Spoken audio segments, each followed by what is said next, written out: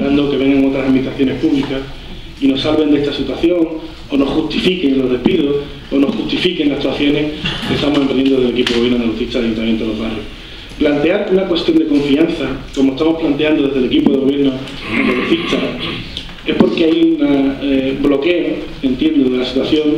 de gestión y de futuro en el Ayuntamiento de Los Barrios. Este ayuntamiento lleva todo el año 2011 con los presupuestos prorrogados del año 2010.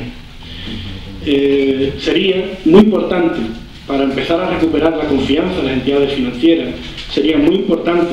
para empezar a recuperar la imagen que ha perdido este municipio después de tantos años de mala gestión, sería muy importante para el futuro de Los Barrios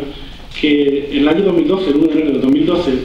tengamos unos presupuestos ya en vigor, que estén publicados en el Boletín Oficial de la provincia y que signifiquen el inicio de la recuperación del Ayuntamiento de Los Barrios.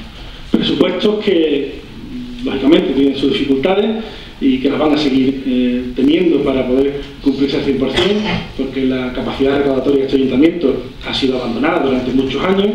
y ahora que estamos intentando recuperarlo, ustedes no nos lo permiten, pero aún así entiendo que tenemos muchas posibilidades de seguir hacia adelante sobre ellas. Por lo tanto, entiendo y agradecemos el diálogo que hemos mantenido con el Partido Popular en estos días desde el pleno del 14 de noviembre, donde hemos puesto a disposición del Grupo Popular cualquier información a disposición con respecto a los presupuestos y, lógicamente, después del análisis que hemos desarrollado desde el equipo de gobierno andalucista, hemos visto que no podemos esperar más tiempo. El ERE, si todo sigue su cauce normal, será resuelto antes del 28 de diciembre del año en curso. Independientemente del resultado de la Junta de Andalucía, será la propia Junta la que decida,